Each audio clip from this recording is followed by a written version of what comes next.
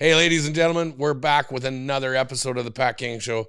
Today's episode is one for the books. We have today in our presence in studio, Elliot Daigneault. Welcome. Thank you for having me, man. It's good to be here. Elliot comes with a lot of great podcast capabilities, and his content is fire, guys. Where do people find you? Let the audience know. Well, I mean, you can find me on Instagram. It's going to be HRH_Elliot, co-host of the Right Call podcast. It's up and coming. We've been really putting effort in it for the last 6 months or so. Scaled it good. If not TikTok, I mean, I'm not a Zoomer, but I mean, still post videos on TikTok, YouTube. So yeah, HRH Elliot and the Right Call podcast. You can find all the content there. There you go, guys. Make sure you're going out and checking where Elliot is and checking out his content. I want to dive right into this right away. Elliot, you've been fact-checking the Canadian government and all of this stuff, even recent days with Carney and all of the turmoil and scandal in behind him. Just backstory, how'd you get started? What made you want to get into this? Because I know where I come from, and a guy really has to second guess what he wants to do with this. So. Yeah, I think like any Canadian here, I kind of grew up a little bit more on the left. I remember I was 16 years old watching Jack Layton on TV, thinking like, you know what, that guy is cool. I used to watch like Obama, and I was like, you know what, if I was American, I would have voted Obama. Then eventually I grew up, and a little bit like Churchill said, when you're young, if you're not a liberal, you got no heart. And when you're old, if you're not a conservative, you got no brain. Yeah. I guess my brain came in a little earlier than others. By the time I voted on my first election, I just realized, wait a second, all those promises we're being told all the time, it's just bullshit, it's lies. Yep. And it got me, kind of thinking and looking into it. I also come from a background of hockey, so I played hockey all my life, up until the age of 20, made a couple bucks playing hockey. So always came from the school of thought, like, I don't need others to take care of me. I'll take care of myself, right? And then started working like anyone else and looking on my pay stub and realizing, holy fuck, this by the way, can we swear in here? Yeah, okay, good. Just making sure. So, holy shit, you know what? Like, government's taking a huge chunk, especially out of Quebec. And I was like, okay, let's look where the money's going. My family is a bunch of entrepreneurs, so it's always been about, money in, money out, got to keep track of it. So, okay, what's happening? And I kind of got into the government, seeing how our country operates. And then eventually, once you go down that rabbit hole, I mean, it's never ending. And ever since then, I'm just like, look, I'm tired of being taken advantage of. I'm tired of watching this great nation, once upon a time great nation, go down to shitter. Something needs to be done. Yep. So decide, you know what? All these conversations I'm having in private, conversations I would have had with you over a beer, for example, why not speak publicly about it? A lot of people have the same ideologies, the same thoughts. They're just scared to voice their opinion. It's not popular. It's not easy to have a target, a crosshair on you. You would know better than anyone else, right? Oh, yeah. And I've actually had the laser pointer in the middle of my chest one time. Hey, ladies and gentlemen. Welcome to the Real Pat King Show. And boy, do I have an offer for you. Are you looking for an online casino to play in Canada? Look no further. PlayNumbersGame has been in operation for nearly 7 years, and it's now one of the fastest growing online casinos in the country. Why are so many people signing up, you ask? They have daily giveaways right on the site, reward points for every dollar you wager, fast and easy withdrawals, simple sports betting with some of the best odds out there, VIP treatment for every player, no exceptions. And here's the big bonus. Everyone who signs up using my link is automatically entered into a $250 draw every Friday at noon. Ready to test your luck? Sign up now at PlayNumbersGame and see why everyone's talking about it. And ladies and gentlemen, do I have another offer for you? If you use my promo code PATKING and deposit $10, it'll give you automatically 100 free spins. Don't forget, promo code PATKING. Hope to see you there.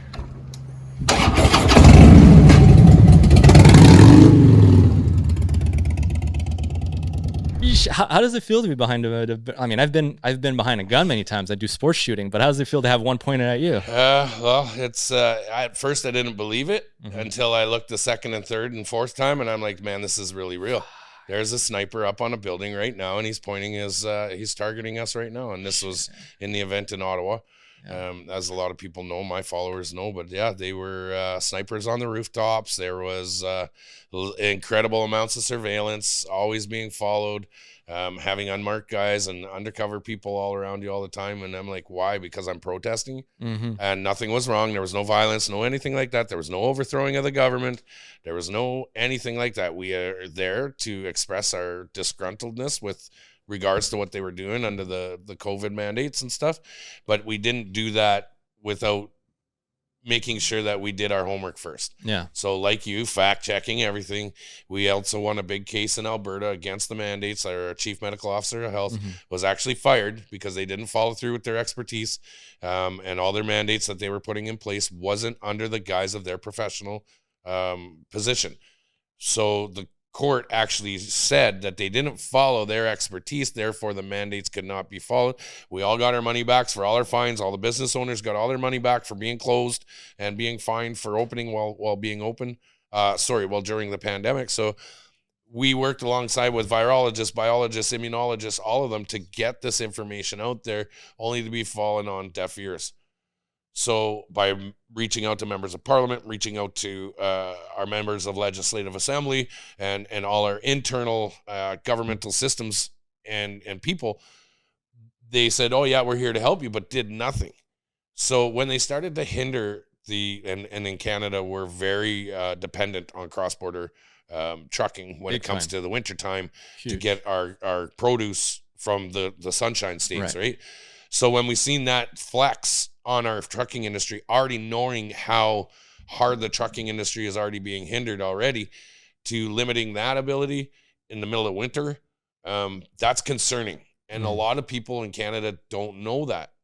So I always say you catch the most flack when you're right over the target. Always, yeah. So once that happened, and we started seeing the law enforcement getting on us now we're being gang stalked by the RCMP out there, where they're sitting just up the road from your house and they're watching you and listening to you and following you and seeing everything you're doing. Well, why are you doing that? I'm just a concerned citizen expressing, like you said, expressing my point of view. I ain't scared to say it. I'm going to say it out there online. And then all of a sudden we're being targeted and absolutely surveilled. But what's crazy is that, in a free and democratic society, counter arguments or discourse should be encouraged. That's how you keep a society healthy. That's the basis of democracy. That is the basis of difference democracy. of opinion. Look, listen, there's plenty of things happening on the right as much as on the left I disagree with. To be quite honest with you, I don't think there's a political party right now that really encompasses the way I would love the country to be run. However, I strongly believe that every single citizen here should have their voice heard, and they should be able to voice their opinion. And here's the thing, if you disagree with something, and this is what really, I guess, kind of grinds my gears, is that on one side of the political spectrum, whenever there's a point that is a contentious point that people disagree with, they want it silenced, they want it censored. Whereas on the other side, it tends to be a little bit more like, hey, let's have discourse, let's have conversation. Maybe we'll find a common ground, or maybe we'll realize that, you know what, we're both fighting for the same thing, we're just taking different paths. And ultimately, if we cannot have free speech, and if we cannot allow ourselves, our society, to voice our opinions, we're completely screwed. And that's what was so freaking scary during the COVID era. And to take a second, that was just a few short years ago. Yep. It feels like we're in a complete different world now. Everybody forgot about it. Everyone forgot about it, right? Mm-hmm. I remember my family and I would meet and we would strategize and plan, all right, if this gets passed, and we had like a coding system, okay? We used a DEFCON like in the US, right? Yeah. DEFCON 5, 4, 3, 2, 1. And depending on what was going on, we changed the coding system. And we had at specific DEFCON, like, we're out of there. Yep. And we had a plan to escape and to leave, because it's like, this is getting tyrannical to a point that is just not okay. And I was speaking to my father, and he's just like, and he lived through back in the days in Quebec. We have the October crisis, right? With the FLQ. So there was the terrorist organization and whatnot. Yep. So the military was deployed. There was a suspension of the writ of habeas corpus, I believe, even for a little bit of time. Yep. So, and he's like, you know what? Even though that was a scary, kind of a really weird moment in our country, nothing compared to what was going on for the several years happening in Canada. Yeah. And to hear that from someone, again, who saw the military in the streets, who saw the army being deployed, who you had to walk around with papers. It was the same thing all over again. Yeah. And then we started creating two rates of citizen, right? Certain citizens had more rights than others. That's where they lost me. This is where I became very vocal. I wrote this entire thing on Instagram at a time. I penned this little post just saying, this country now creating two-rate citizen is unacceptable. And this is where I really decided, we're going to start talking about it. We're going to start voicing our opinion, because we can't just stay idle. And luckily there's people like you who push it even further. They put their life on the line.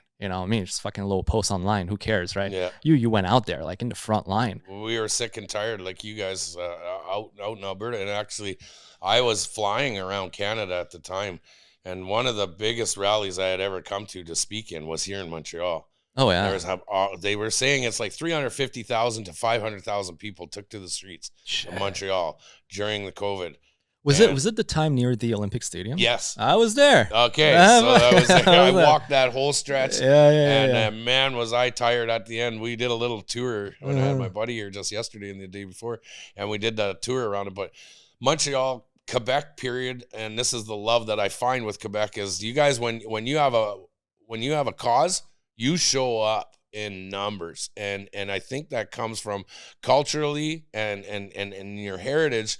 What's like you said with the FLQ crisis, where people, they step up when things need to be done, and then that's the same as Alberta. And this is where I see a lot of parallel, like you said earlier when we were talking privately.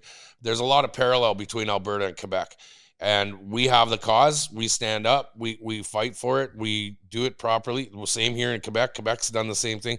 But when I was here before that, it was your Jewish community that was getting absolutely targeted by the law enforcement here. Oh, were they really? Yeah. And the police, when you guys had your curfews, that I think was my major turning point for that and that's the basis here in Quebec is we were witnessing exactly what the Gestapo were doing to the Jewish people in World War II. And now we're seeing it here in our own country. Yeah. And at Quebec of all places well, Canada of all places, and that it's such an interesting point because, growing up, you hear about the history of World War II. And I'm sure and to never repeat it. Of course. We'll never repeat that. We can't. And people always come out saying, you know what? Had I been around in World War II, in Germany at the time, or Austria, or France, whatever, I would have resisted the Nazis. I would have never given in to that. And these people were the first one to give in and to denounce their own fucking neighbor the moment the government gave the marching order. I mean, you got to see families split apart, families disowning. They're still split apart to this day. Disowning their kids or their parents or their uncles and aunts. Yep. We saw friends completely going at each other's throats, neighbors calling the police on each other. Yep. It was creating a scenario, an atmosphere of complete fear in society. And that was done through what? A small amount of fear. I mean, that's all it took. Tiny bit of fear. And mind you, look, if it would have been the type of pandemic where you saw, death in the streets, and that can happen, right? Yeah. But in this instance, nobody knew someone that really, got it bad. I got COVID like 3 times. First time was in Florida because I escaped Quebec. I went to Florida. I was at a nightclub taking freaking videos, posting it online, going to the gym, living life normally, right? Yep. People in Quebec were like, what the fuck, at the gym? How did you do it? Like, I'm in Florida, man. Life is normal. Yep. And it took leaving this insanity to realize it was insanity, because here, when you hear it all the time, you hear it on the media, you read it in the paper, everything you talk about with your friends and your family is just that all the time. You start kind of believing it. Then you step out. I remember the day I arrived in Florida. It was summertime. I think it was summer 2020, the first kind of like few months of the entire COVID ordeal. And I was at Starbucks. Not that I like Starbucks, but whatever. A nice little frap sometimes in the summer. And I'm on the terrace and I'm talking to this elderly guy. And he's just talking to me. And he's just like, you're not from here, right? I'm like, no, I'm from Canada. His reaction, they let you out of prison. I was like, fuck. Yeah, they did. And then he started talking to me. He's like, you guys are fucking nuts up there, right? It's insane. Yeah. And he was just like, look, I'm an elderly guy. I take my chances. I make my decisions. I'm not going to let people tell me what to do. And I think that should be life as is. Be educated, be informed, and then make your own choices, make your decisions. And then I got to see the entire world living normally. Elderly is living normally. People just getting along. And I realized, wait a second. I looked at the data because that's an important thing. I started digging into the data. Infection, the amount of cases, the amount of death. And I realized the state of Florida was middle of the pack. They weren't doing good. They weren't doing bad. They were doing middle of the pack. They were actually doing a little bit better in Canada as a whole. And I realized, wait a second, they got no measures down there. Zero, yet, nada, nothing, not a single fucking measure. Yep. Meanwhile, we're living completely like Nazi Germany level freaking tyrannical lifestyle, and we're not doing any better. So wait a second, the data does not support these measures. So what's going on? What's the lunacy about? And then eventually, you know what? That's when the spell, it kind of like gets, the haze splits apart. You start seeing clearly, and then you can't ever go back. And you can't go back. It's like taking the red pill, right? You take once you take the red pill, you're screwed. You can't ever go back, right? So there you go. So we see the same thing, and you're talking about. So that's the drive that got you into where you are now. Is the COVID drive?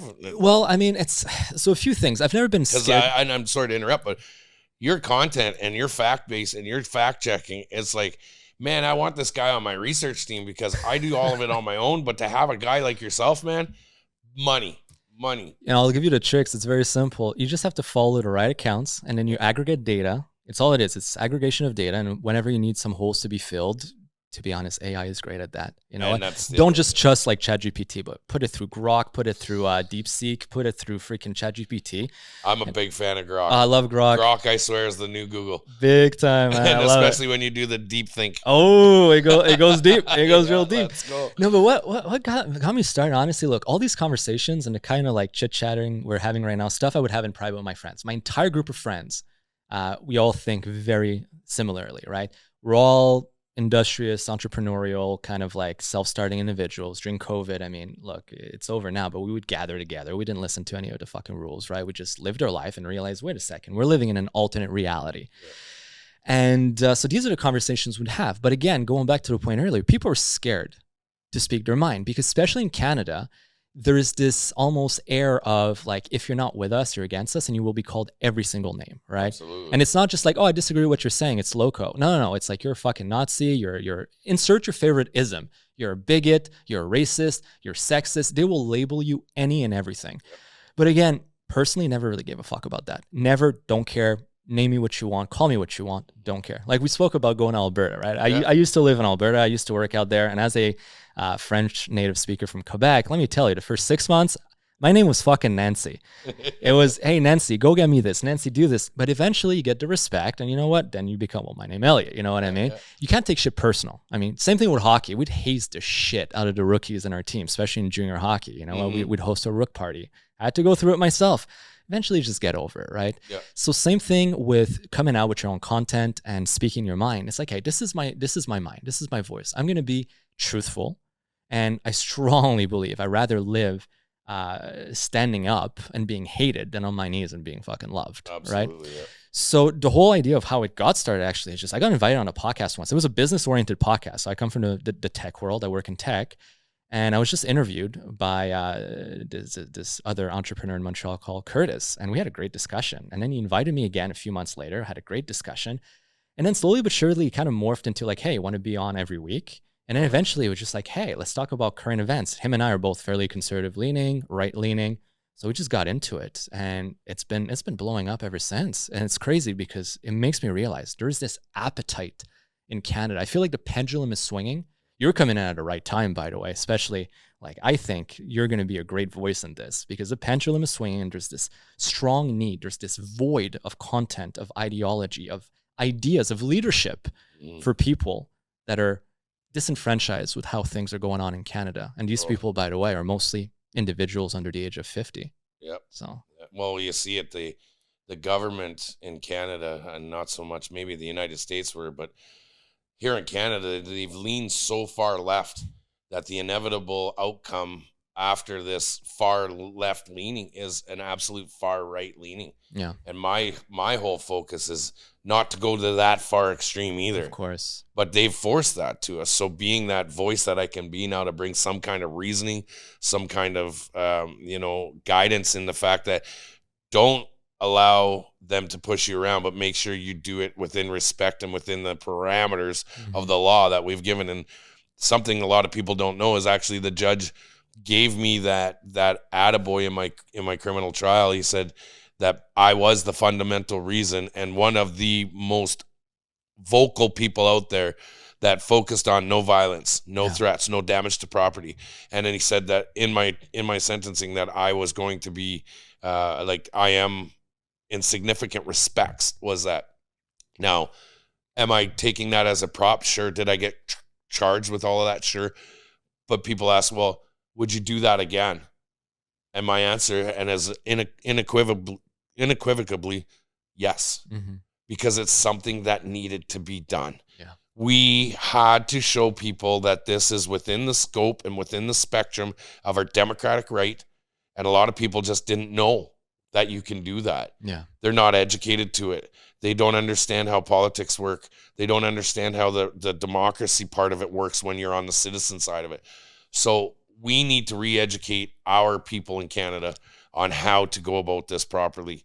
That's a huge point. Education. Yeah. We got to touch on that, right? Because like rights, look, we have a Charter of Rights and Freedom in Canada, right? Mm-hmm. But ultimately, it's just a bunch of words on a piece of paper. That's it. That's all it is. That's all it is. In fact, it's never been ratified. Well, fair enough. Quebec never signed. Yeah, Quebec never signed. We're special here. We love. So is that document even worth it? Well, the courts would say yes, but whether it's worth it or not, that's a huge other topic because, and I'll bring that point right after. But regardless, the education point is super important because rights, again, just being words on a piece of paper, if you don't have an educated and aware society, citizenry, to uphold and upkeep these rights, then they're as good as toilet paper. Yeah. Absolutely. Now, speaking about the Charters of Rights and Freedom, that's the one qualm I have with the Canadian Charter of Rights and Freedom versus the American Bill of Rights, which I find is a much better document. And I've read both. Yep. And the big difference is that you look at the U.S. Bill of Rights, the first 10 amendments in the U.S. Constitution. They're not rights being given to the citizens. It's not written as like, you have the right of free speech. No. They are inalienable rights that are endowed by your creator. It is your God-given right. You're born with it. Rather, it's written as restrictions put on the government. Yep. Right? So my favorite, the Second Amendment in the U.S., it says, a well-regulated militia being necessary to the security of a free state, the right of the people to keep and bear arms shall not be infringed. It's not you have the right to have a gun. No, it's that you or the government shall not infringe that right. Same thing with free speech. Same thing with, not incriminating yourself, being safe and secure in your papers and your possession, you name it, right? Yep. In Canada, however, it's a little bit different, right? It's the Crown giving you the rights. It's the Crown recognizing that as a human, you might have some rights. But irrespective of that, and irrespective of the fact that, the Charter of Rights and Freedom is pretty gray. It's not written black on white. It's very up to interpretation. And we love that in Canada. We love when shit's gray here because it gives power to the judges to adjudicate on a case-by-case basis. But for me, what just kills the entire Charter of Rights and Freedom is Article 1. The very first article of the Charter that says that none of these rights are ultimate or absolute, and they can be infringed as long as it's done in a reasonable and democratic process. So basically, as long as the government, who could be tyrannical, by the way, decides that, this is reasonable, they will infringe those rights, including your rights that were infringed, your rights of peaceful assembly. Peaceful protest, peaceful assembly, right to free speech, right? And then your right to your own opinion.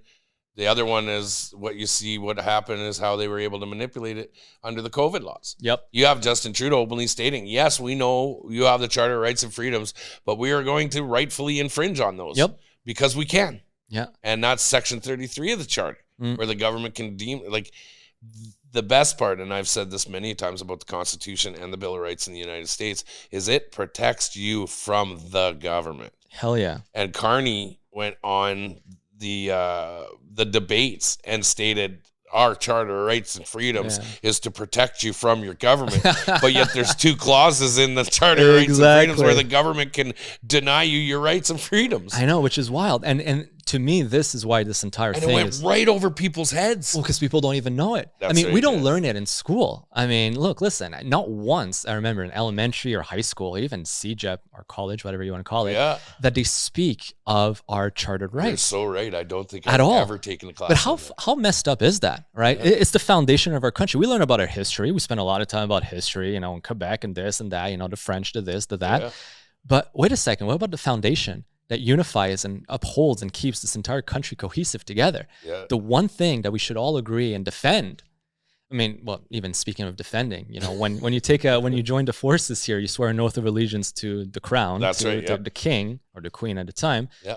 Whereas in the U.S., it's to the Constitution of the U.S. Constitution. Again, ideologically speaking, that's why I'm such a fan of the United States of America. Yeah. Ideologically speaking, it gets me in a way. It's just like it's like enshrined patriotism that is like here in Canada, whenever you're patriotic, you're seen as a cuckoo loco for the most part. Yeah. Except for Alberta, I got to say, the most Canadian flags I've ever seen are flown in Alberta, and I love it. And when you're wearing your coveralls, on the patch, you got a little Canadian flag as well. On the side of your coveralls. Love it. Yeah. But you step outside of Alberta, maybe Saskatchewan as well a little bit, for the most part, you're like, flag, the fuck. Yeah. And isn't that a shame? Like, I mean, It's we should have the saddest pride. thing I've ever seen, especially when, and let's just use the example that I got in Ottawa, and you had Justin Trudeau saying he saw all the hateful flags being flown, and all we saw was a sea of Canadian flags. Yeah. He picked on one propagated photo op that somebody did on purpose and intentional, and tried to base that all. When you have your own government calling you, these kind of disgusting names, misogynistic, like you said, all the isms that you can throw at you, it really shows you that your patriotism isn't accepted. Yeah. Your love for your country isn't accepted. And then we deep dive into the government. Why is the government of Canada not allowing our patriotic right as a Canadian to be here in Ottawa? And our own government is attacking us for being that as great as we are. And we're trying to show our pride and how we fight for our rights. It's a sad, sad day in Canada when your neighbor says, oh, you're at the Convoy. Or, oh, you stood up and protested? What? Which is wild. It's like, because it was the first time ever that I felt actual patriotism for Canada. And I mean, again, I was watching it from Florida, right? Because I just couldn't stand this COVID lunacy anymore. And were there any convoys in Florida? No, but people, well, you know what? Actually, you see a lot of Trump flags on boats out there. You know what I mean? Yeah. So it's always going to be a Trump flag on a boat. It's a joke, right? Why do you only see Trump flags on boats? Well, because you need to have money to have a boat. So, there's no government handouts that give you free boats. But all jokes aside, you know what? So I was in Florida at the time because I just couldn't stand being here anymore. For me, again, freedom for myself and my family. And luckily I was in a good position. I mean, thanks to my company, we rented a house out there, like a 7-bedroom mansion. We just invited as many people as we could to come down, escape Canada, come live your life. Perfect. Staff, employees, family members, you name it. Yep. But at that time, that's when the Convoy was really kind of starting to pick up. And I remember I had watched this every day. And I had some friends who went down to Ottawa, people I would have never expected to go, may I add. And this is when I realized, wait a second, this movement is really picking up steam.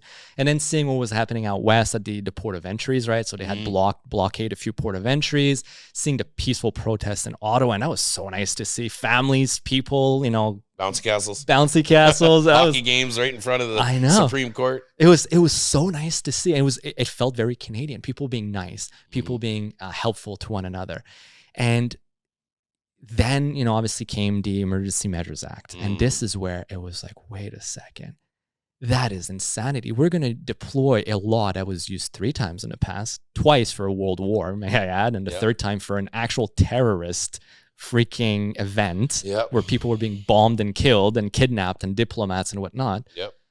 And we're going to use it on peaceful protesters. There hasn't been one death. There hasn't been one act of violence. Yep.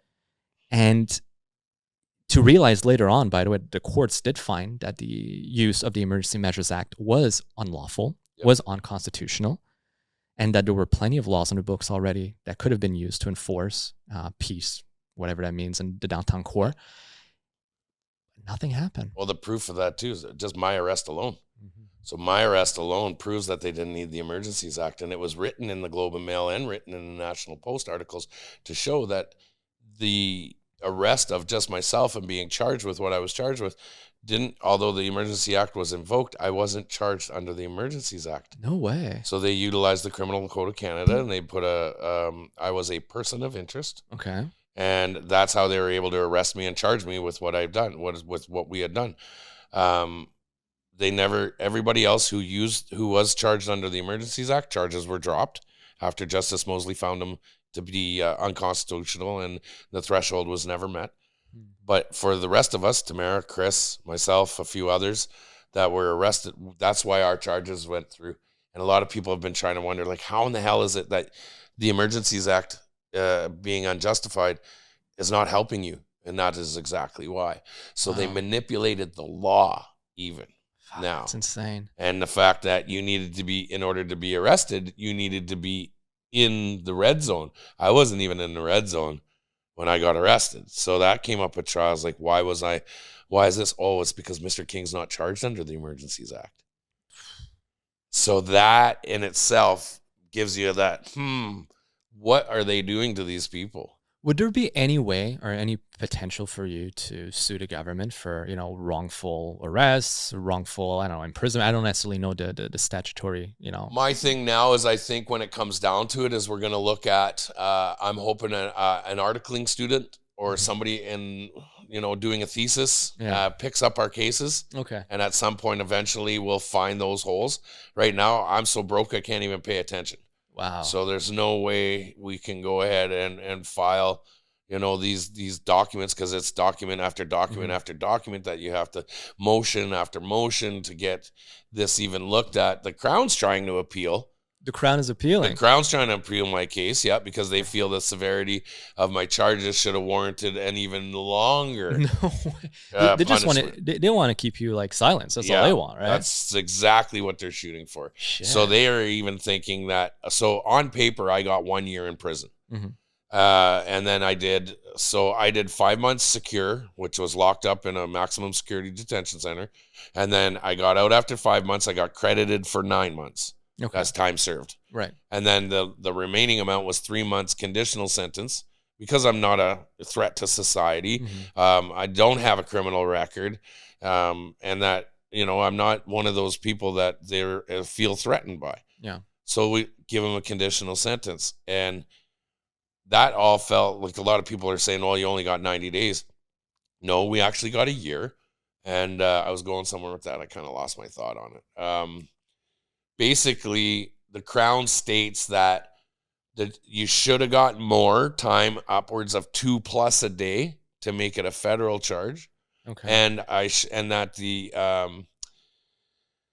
how is it? So the sentencing and the crime. So as the judge spoke and stated, Mr. King was his fundamental role eliminated any violence, property damage, and he can be keyed as in significant respect.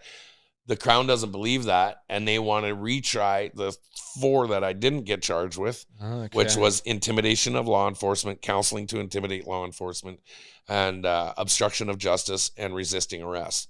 None of those charges will fit. The judge said it. He was a key figure in that. But the Crown is willing to spend millions of dollars of taxpaying people's money to retry this case. And my fear is, now that Carney's in, because we're finding out Carney was the henchman in behind it all, in the freezing of the bank accounts, in advising Justin to file the Emergencies Act. Now that Carney's in, that he's going to allow this money to be allocated to the Crown to retry my case. Oh, no doubt about that. And then they go judge shopping. No doubt about that. Yeah, so... I mean, Carney scares the shit out of me, to be quite honest with you, because I think it's going to be... What is it about Carney that scares the shit out of you? Well, I mean, look, it's... I know what it is for me, so I want to hear what it is for you. Look, because I also believe, like you, that he was kind of like, I don't want to say the puppet master, but one of the influential individual behind Trudeau. So, first of all, the policies are going to stay the same, which I think are horrible. But the big difference between Carney and Trudeau is that I think Carney is actually competent. That's the problem. He's competent, not for the right reasons, but he's a smart guy. He's been in powerful position. He knows what he's doing. I don't think he's an idiot. I think Trudeau was a fucking complete dumbass, like flat out. I don't think he had 2 brain cells to rub together. You know? Yep. But Carney's a smart guy. Carney's a smart guy. So I think he's sophisticated. He's conniving. He's coy, sneaky, and he's got real experience navigating complex issues. So I think he's going to be using that skill set to his advantage, to the enrichment of certain people in Canada and certain people abroad as well, I'm sure, and to the detriment of Canada. Hence why he scares the shit out of me, because it's going to be an accelerated, probably more intense level of what we've seen over the last 10 years. And I can back that up, because I've caught Carney at a Bilderberg conference back in 2019. No fucking way. Yeah, so I traveled over to Montreux, Switzerland. I caught a couple key significant players in all of this now. Yeah. And the topics of the time were AI, the weaponization of social media, and China. And now the key points. So Carney, I didn't even know who he was at the time. People were walking across and they were yelling, "Mark Carney, Mark Carney." And I'm like, who is that guy? Who's Mark Carney? What is what's the significance with this guy? And they were like, oh, he's the central banker, Brookfield Asset Management and all this stuff. And I was like, oh wow, no way. So had no idea he had anything to do with Canada. This was in 2019. Then I start hearing his name come up. So I go through all my old posts, all my old photos from when I was over there. And Michael Sabia was there, Louise Albour, these are Canadian people, Dominic Basson from McKinsey Inc., and a bunch of others, the Secretary General of NATO, Michael Pompeo from like under Trump's administration, Jared Kushner was there. And I've got all these, like, this is paparazzi style kind of footage that we got.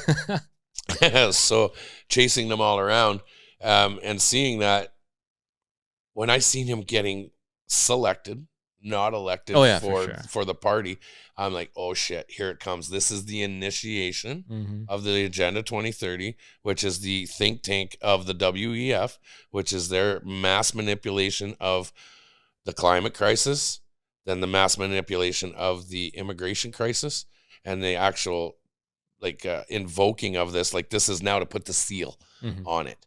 So flood our borders with illegal immigrants that hinder our social economic system. We're already seeing the ripple from that right now. Now you've got the banker coming in. Now he's the banker, like you said, smart man, knows how to manipulate the dollar and manipulate the banks. Now what's the plan now? So at this point, it's that giant united North American Union that they've wanted. And Trump playing right into his hands. And that's the thing too. And that's interesting to see. I have a lot of, no matter what, I still think Trump is a very interesting character, but I have a very hard time deciphering what's going on between him and Carney. I'm not quite sure. I really am not sure what the plan is here, because I think myself as they're playing into each other's hands. And I think that's the whole goal, is to get that North American Union. Could be. I mean, again, I don't know. I'm on that point. I won't speculate because I'm not sure. I've been kind of like dancing between both sides, like him wanting Carney in just because it's going to be easier to fight against. I guess I think he's a weaker individual than Polyev would have been, for example. Yeah. Then there's evidence as well that perhaps they were colluding and working together for the benefit of God knows who, or I don't know, because the entire rhetoric that came out of the U.S. during the Canadian election played right into the Liberals' hands. Absolutely. And it's just that surprised me. Yeah. I was not expecting that. And then to see the elbows up meeting where his elbows were right down and his knees were a little sore. Well, I mean, he's sitting like this next to freaking Trump, like a little emasculated, a little boy. And he was praising him up and down. But speaking of Trump real quick, did you see what happened today? He was meeting with the president of South Africa. No, right? I didn't see it. I saw it right before arriving here. Insane. So in the Oval Office. All right, so this happened like a few hours ago. President to South Africa. And as you know, the U.S. has been extending asylum to white farmers from South Africa because the genocide happening. Yeah. So he has the president sitting next to him, and out of the blue, brings in a TV, dims the light in the Oval Office, and plays on TV a bunch of South African leaders, politicians and whatnot, calling for the killing of white farmers and whatnot, playing it right in front of the president. And the president's there. He's not comfortable. You can see he's trying to backtrack. This is not what it seems like, right in his face. I mean, that's balls. Yeah. That's fucking balls. I don't think any other president or elected official would have ever called out another right in front of them, in front of the journalists too. Yeah. So I see things like that. I'm like, hey, Trump is actually fighting for the good guys. He's fighting the good fight, But then, again, I have a hard time understanding what's going on with his idea for Canada. I have no idea.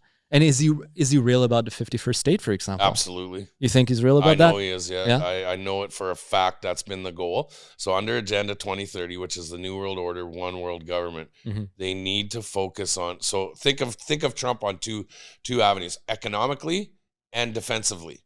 Okay, economically, it's smart for Canada to go 51st state. Yes, economically. For sure. They get the resources, they get all of the people, they also get access to all of our markets and everything.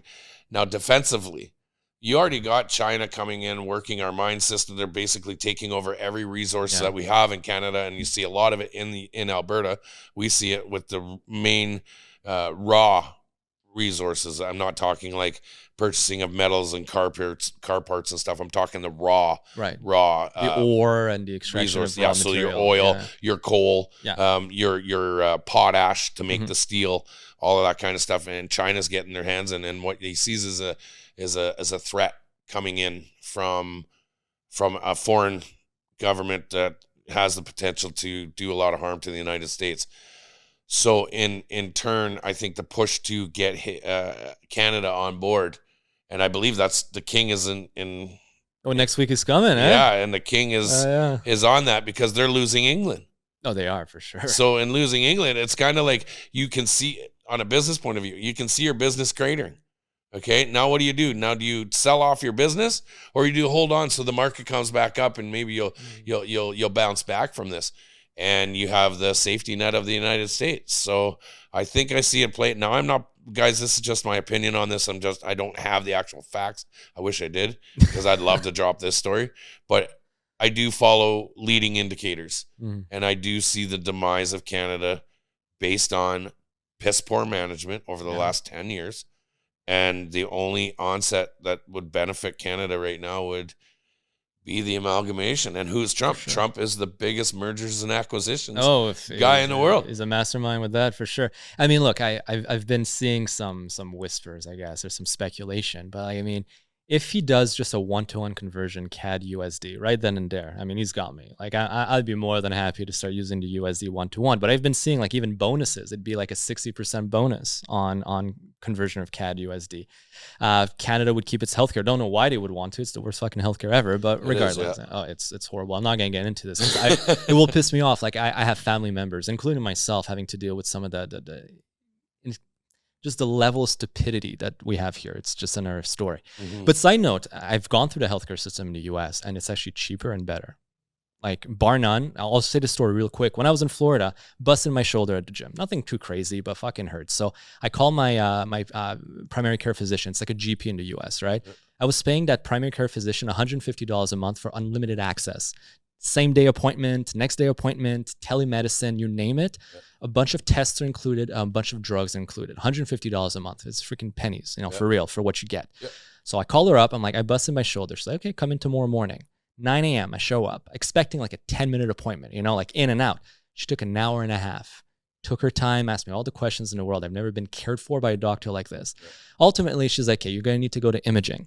All right, fair. So sends me or sends in a script to the imaging center, and she told me they'll call you to schedule it. So in my head, I'm like, okay, it's going to take a week or two. I'm going to get a call, right? That's what I'm used to here in Quebec. Yep. I'm driving back to my place. 5 minutes out of the doctor's office, I get a call from Boys Imaging Center. They're like, hey, this is to book an appointment with Elliot Daigneault. All right, cool. Yeah, sure. When's your nearest appointment? When's the soonest you can get me in? They're like, well, we have a room tonight at 9 or 10 p.m.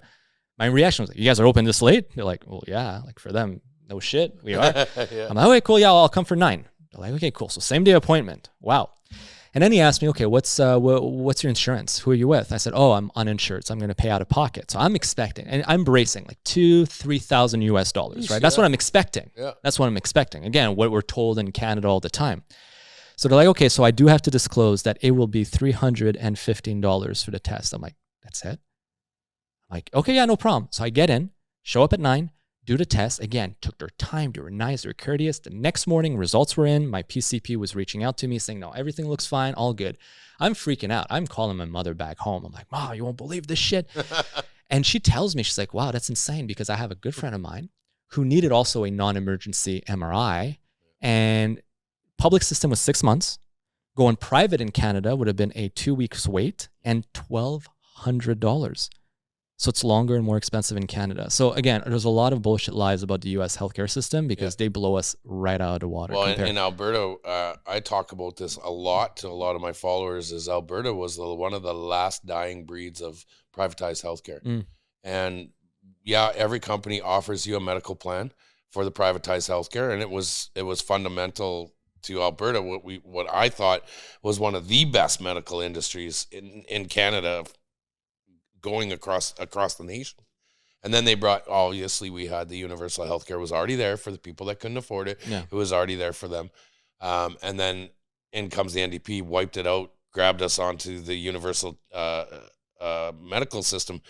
And now we have the worst medical program in Alberta that we've ever seen. And like you, under privatized healthcare, I had the best treatment. I had a private room. I had doctor's appointments anytime I needed it. I didn't have to wait 3 to 6 months. There wasn't a shortage of doctors because money was being made. Well, that's the thing, right? And Nobody's going like, to work for free. We don't understand why we have a shortage of doctors because you're not paying them. So you're telling me it took one NDP, because there was only one NDP term, right? NDP. Because they also brought in progressive income tax, right? Yes. In my time in Alberta, it was a flat 10. Flat 10%. Nope. Now it's not anymore, right? No, it's 6%. It's 6? I believe it's 6%. Yeah, we only have GST. No. I'm not talking about sales tax, income tax. Sorry. Income tax, yes, flat 10. They're talking about a flat 10 right now. Well, it was a flat 10. I think now you have, although your thresholds are much higher, brackets are much higher, now it goes above 10%. Yes. You know, I mean, that's the NDP, because pre-NDP under the PC party, right? Progressive Conservative. Or was it? No, it was a Conservative at the time. UCP. Called the United Conservative Party. So that's a merger between the Wild Rose and the Conservative, right? That's right, yeah. Okay. So, but at the time, like, I mean, I was in Alberta in 2010, 2011, 2012. It was just a flat 10%. That was it. There was no brackets. It's just everyone bleeds equally. Yep. And you know what? I'm not a big fan of income tax, but if there must be, I think that's the most fairest system. Flat income tax for everyone. You benefit from the system equally. You all contribute and bleed equally. And that's actually on the table for the talks with right now with the independents from the federal government as a flat 10% again. Amazing. You know what? That's okay. So that's a good topic. Do you think Alberta will have the ability to separate? Every province has that ability to separate. Every province across Canada has the ability. Same with how Quebec did it here. Yeah. Well, I mean, and when Quebec did it, everybody was like, "Oh, we love you. Quebec needs a state part." And now when Alberta goes ahead and do it, now we're like wackos, right, Jan Arden? We're nut jobs, conspiracy theorists. We're just a bunch of isms. Right? But do you think there's enough popular support? Because in Quebec in 1980 there was not, and then in 95 it came close, like 0.2% close. Right? It came damn close. So close, yeah. Way close. I mean, I was a little kid at the time, so I had no say in this. But my parents, told me all about it, and it came damn close. Yeah. Do you think there's the popular support right now in the province of Alberta for that? Absolutely. Oh yeah. And that was kind of one of the driving factors prior to all of this convoy stuff, just because of the fact that. And no offense to Quebecers or anything like that, but we're getting pretty well raped over the equalization payments. Oh, absolutely. It's no, you don't need to worry about offending Quebec.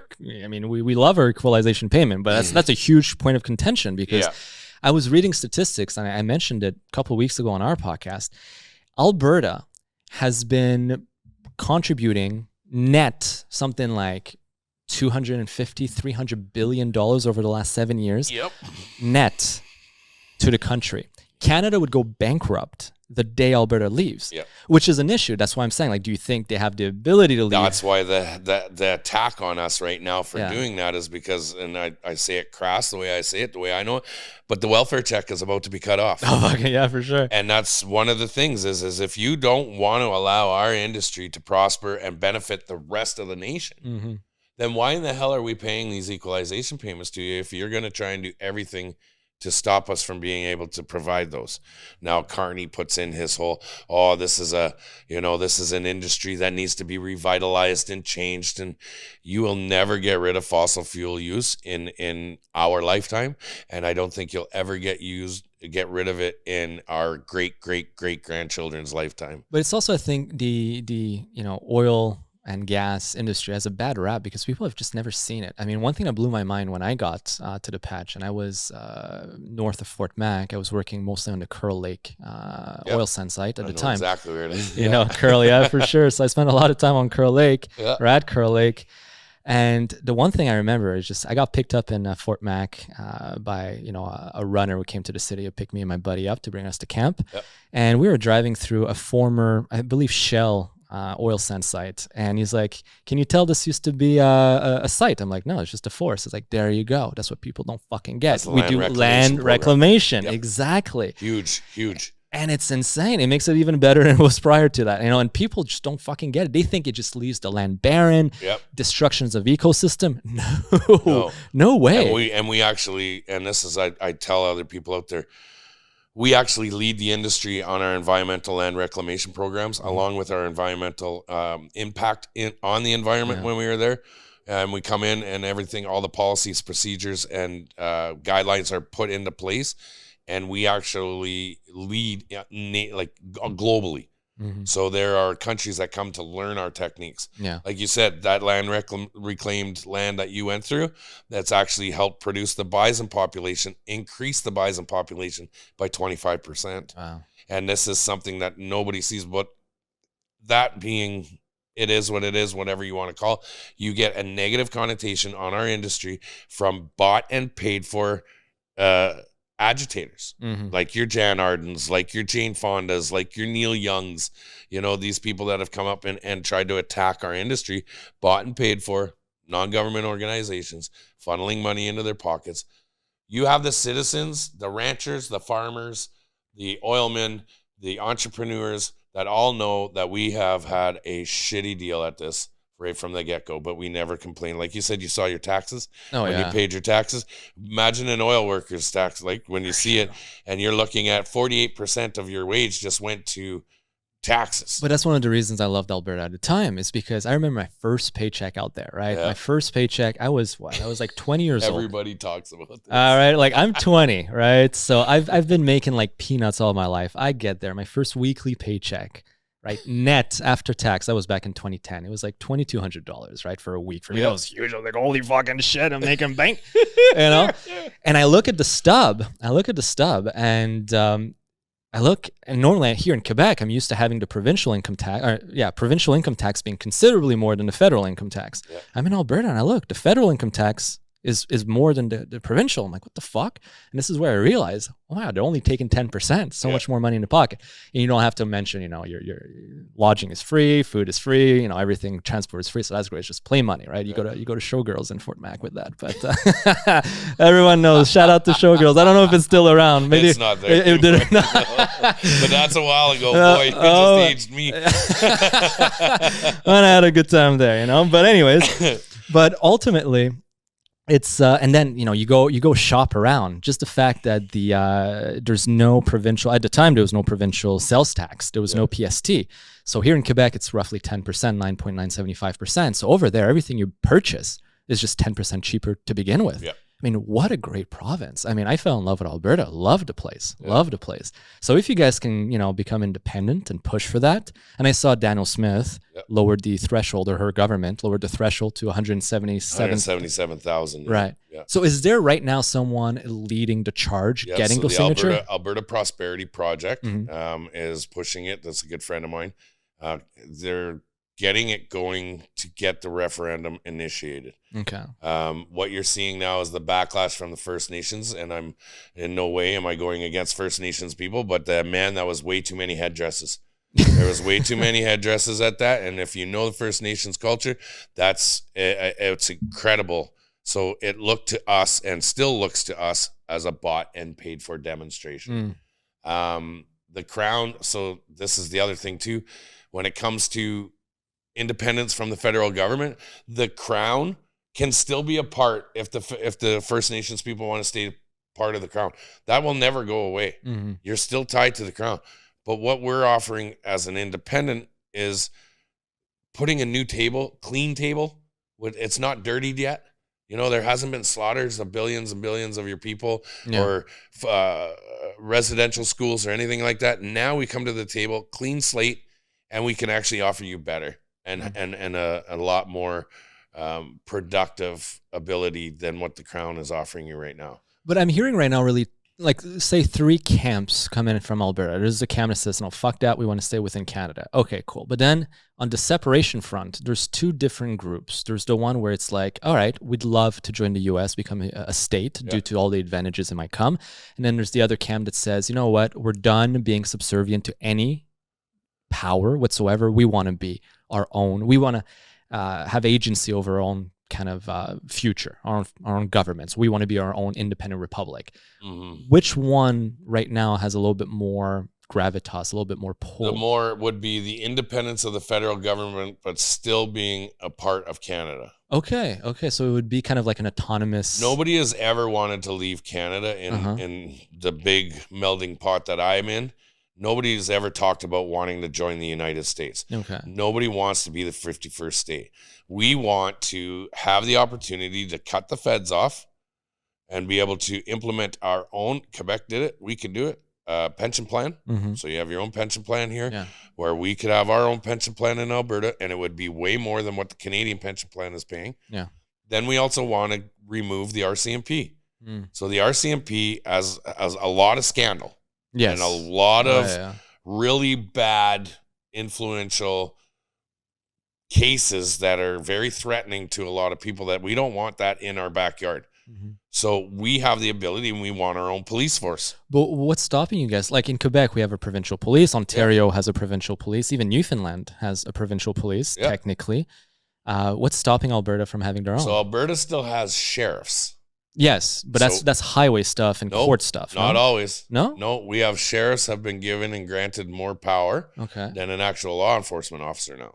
Oh, shit, so sheriffs can actually be on the road arresting people. Mm-hmm. They can attempt to, like, they deal more with properties and stuff like that.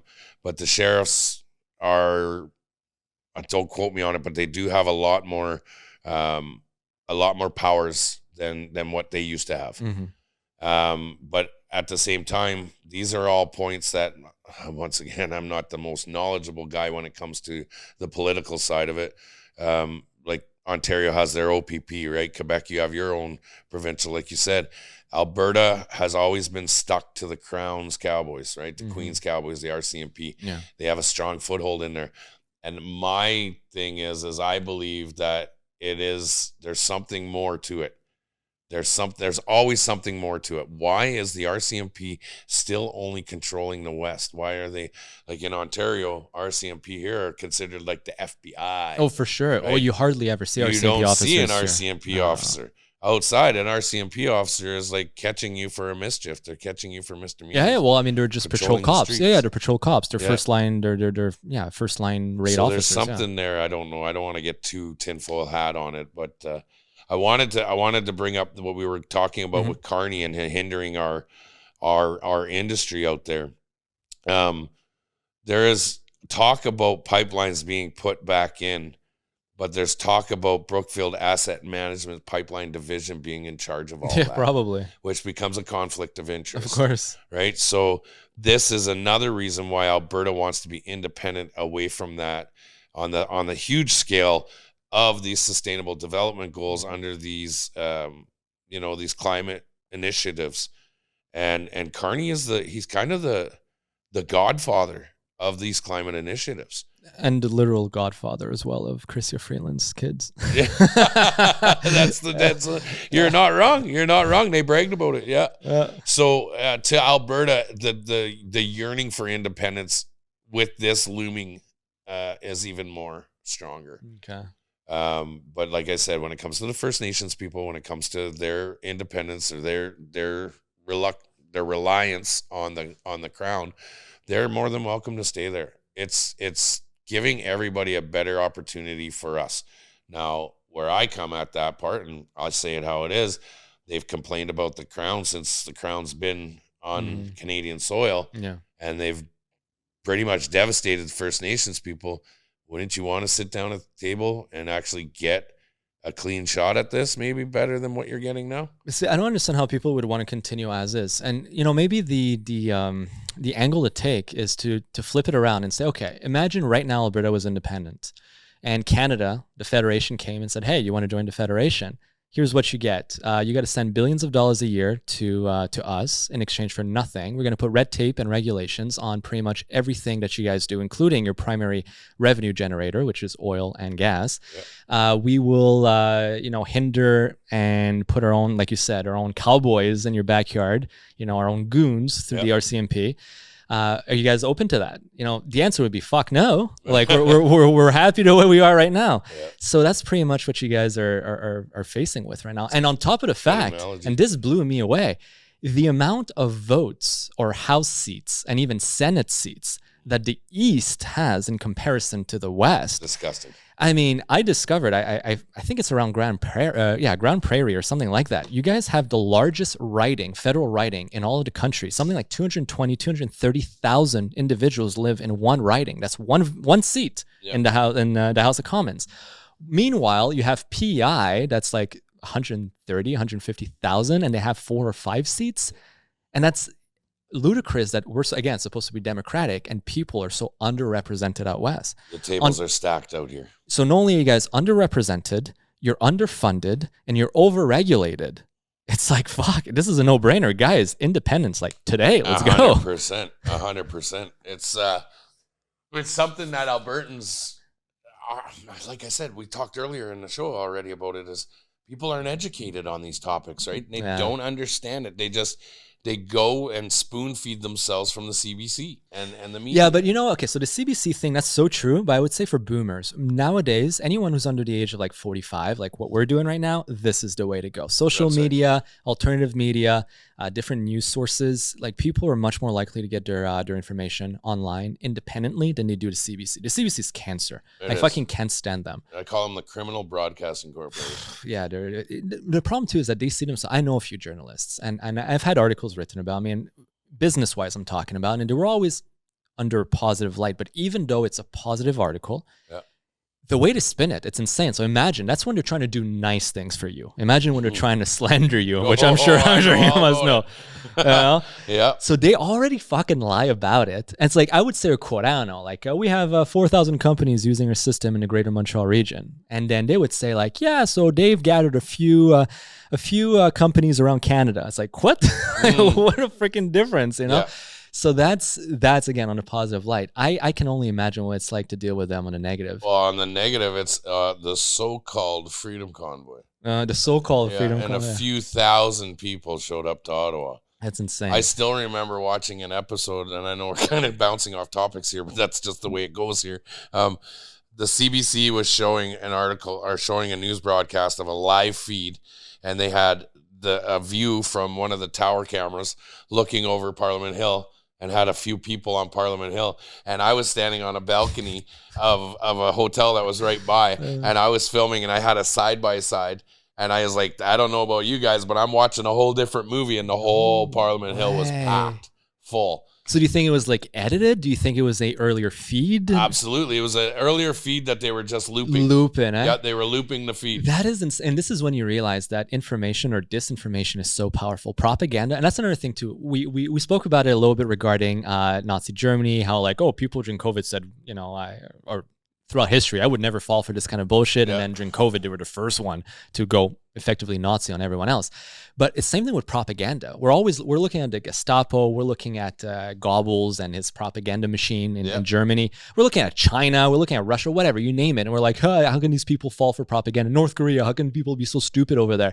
It's like, hey, dude, you don't think the same thing's happening here right now? Mm-hmm. That's the beauty or the insidious thing about propaganda, is that when it works, you don't know it's working. Yeah. You have no fucking clue it's working. That's the whole point. When they said that whole part, it's like, oh, you guys thinking this is like Nazi Germany and all this. I don't know. We're supposed to learn from history. Yeah. Right? Well, when I start to see history repeating itself and you're asking me for my papers to sit down at a restaurant, and something wrong here, ladies and gentlemen. And the propaganda works so well. I saw it firsthand. All right, and I'm not going to name names, but let's say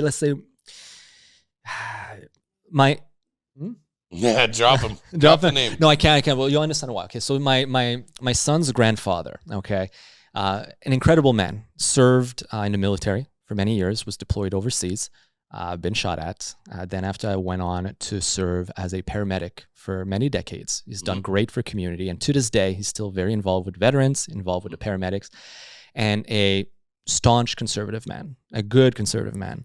I have nothing but the utmost respect for him. But last election, I got to see firsthand what disinformation, what propaganda, what the CBC can do to the minds of people. Because a man who had voted conservative all his life, a man who, again, bled and gone through hell and back for this country, who cursed the last 10 years of Trudeau. When Carney came into power and it became about Trump and it became about elbows up, sticking it up to the US, his tune changed overnight. And he, for the first time in his life, voted Liberal.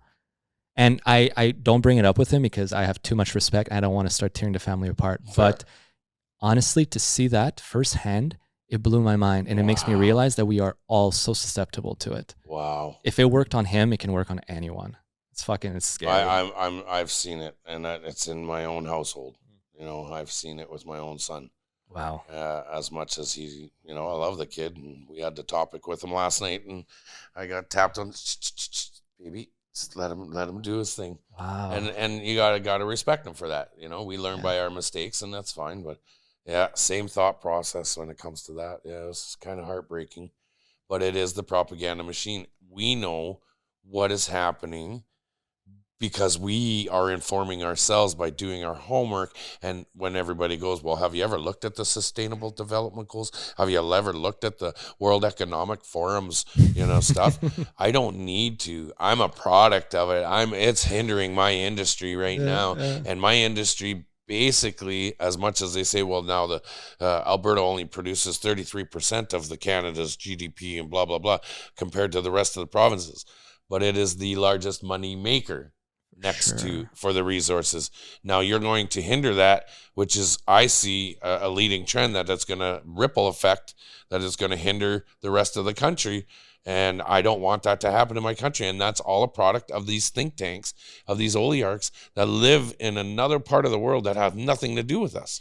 Well, going green is the biggest scam, period. All right, period. It is such a fucking scam. And to put numbers into perspective here, and I mentioned it on a video, and I'll repeat it here because it just needs to go far and wide. Yep. We crippled ourselves economically, right? We castrated ourselves economically in Canada for 5 years with a fucking carbon tax, right? Yes. Which still exists, by the way. The consumer carbon tax, still around, whether you call it industrial, consumer, whatever, name it what you want. Yep. Over 5 years, we did reduce our emission or slow down our rate of or increase in emissions by X amount of gigatons. I don't remember exactly the number, but here's the kicker. We've saved in 5 years what it takes China 37 fucking hours to produce. Yep. So in 5 years of castrating ourselves, crippling ourselves economically, and hurting everyone through inflation, through lack of productivity, through lower wages, through lower economic output, we've saved 37 hours worth of China. Wake the fuck up. Yeah, that's Carney's brainchild too. Of course, that is big time. So going green is bullshit. Why are you bringing in a politician whose brainchild is this hindering of our ability economically, and you think that this guy is the savior? Yeah, he's the one that's got you guys to this point. I just wish people could see that part, because, like you said, what China can produce in 37 hours is incredible. And not only that, our carbon neutral boreal forests. Oh, yeah, for sure. Right? You go into that aspect. Aren't we the land of the trees and the forests? And the swamps and the moss and all the things, too, that capture carbon better even than forest. And then in our industry, our carbon capture programs. On top of that. We lead in Alberta. We lead these programs. On top of that. Saskatchewan has some of the state-of-the-art carbon capture facilities that are actually taking out more carbon than the province is putting in. And that's how they are able to fight off the carbon tax. Yeah, I know. And they're like, well, we're taking more carbon out of the atmosphere than we even emit into. Well, Canada is carbon negative. It is. We're carbon negative, right? We're saving the planet already. Congratulations, man. We're doing a great job. Famous job. Fantastic freaking job. And you know what's fucking wild? It's like when you travel a lot, and I've had the chance over the last, call it half decade, to spend most of my time traveling. I'm hardly ever in Canada, but for disclaimer's sake, I'm here at least 6 months a year. Yeah. So it's important. You need to keep my insurance, my Ram Q, my little Sun card. But that's our health insurance card here. Yeah. And but the one thing that cracks me up is that you go to like these European, apartment complex or hotels even, doesn't matter, any building in Europe, right? And they have all the lights in the common areas are on timers, right? The staircase, the stairwell, you name it, to preserve energy, right? To save the planet. Meanwhile, just go on any live feed of any Chinese city at night, and you're talking Las Vegas times 100 million. Yeah. Right? Yeah. And this is when it's just like, whoa, man, this doesn't make sense. It doesn't make sense. We're not saving nobody with our stupid little initiatives. Again, we're not saving the planet by cutting down on straws. We're not saving the planet by driving EVs, which are, by the way, down the sales year over year, 45%. Thank God. I fucking hate EVs. I can't stand them. Sorry if anyone drives EVs here, but I can't. I'll be the last one driving a Stang 5.0 until the day it's fucking illegal, which will be soon, right? 2030, I believe. I'm pretty sure that was an AI video that he put out. It was all AI dubbed. Because in Quebec. So not Carney, but Quebec? In Quebec. Yeah, Quebec has an initiative that yes, we have our own initiative that by 2030 the sale of gasoline powered cars will be outlawed. Oh shit, eh? Yeah. Well, we're special here, man. We love doing our own thing. I guess they'll have to catch me in their EVs, I guess. Yeah, well, I mean, you can just go over to Ontario or New Brunswick and get one, or God forbid, go to Vermont or something, but it'll be cheaper anyways. So you were saying you live in Florida. Like You live there now? Yeah, so no, I lived for 2 years in Florida. Love that state. It's honestly. What made you go there? A couple things. First of all, the state of Florida has always had kind of like a special place in my heart. Just growing up, I played hockey every day of my life for nearly 15 years. It was every single day. It was school hockey, school hockey, school hockey. That was my life. Except for 2 weeks a year, the family would take a vacation down to a little island called Siesta Key next to Sarasota. It's on the in Southwest Florida on the Gulf Coast.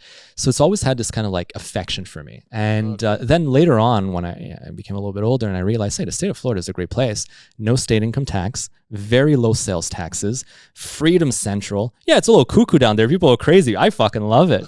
You know, the whole Florida men meme and kind of like, yeah, man, let's do it. People are just doing their own thing. They love it. I'm a beach bum. I love the beach. I can't stand being in the cold. So moved to Florida for a couple of years with the business. So incorporated a company over there, used an L1A to move down there. Eventually had some issues. What's the business? A tech company. So yeah. So we run a tech company. It's been 10 years now. I'm starting to scale back away from it. Honestly, it's like my thing's always been building something. And this is why right now, like being a voice and very small voice in Canada, but nonetheless, it's about like, hey, let's try to build something new, you know? Now it's been 10 years I've been running a tech company. I'm a little bored of it, to be quite frank. I need like a new challenge. So this is why I'm investing a little bit more time in this, taking a little bit more space doing this. So no, Florida was a great place. Love it. Always going to have my heart. The last couple of years, however, it's been mostly Portugal. My brother married into a Portuguese family. Lucky motherfucker. So he's going to have a Portuguese citizenship within a couple of years. Wow. Not why he did it. My sister-in-law, his wife, lovely lady, love her big time, love her family as well. Great people. But it's super interesting to spend time in Portugal again. It's a country that Europe in general, but especially Portugal, has a completely different mentality compared to North America. We are more industrious here. We're more innovative. We're harder workers for sure.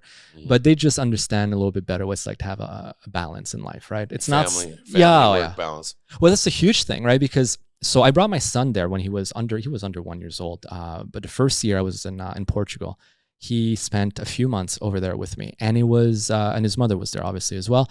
It was amazing to see just how open and receptive people were to kids. Yeah. It was like anywhere we went, it was all about my son. It was all about accommodating us as a young family. It was unbelievable. Meanwhile, you come back to Canada, to Montreal, and it's like you're, again, second-rate citizen. It's like nobody bats an eye. It's almost like you're looked down upon. Oh, you have a family? You have kids? Why'd you have kids? You know, why don't you focus on yourself? It's kind of like the family unit is completely pushed aside, which one, I think is horrible. Yeah. I think the plummeting birth rate right now in North America and the Western world in general is probably the biggest crisis we're facing, more so than the so-called environment, more so even the economic.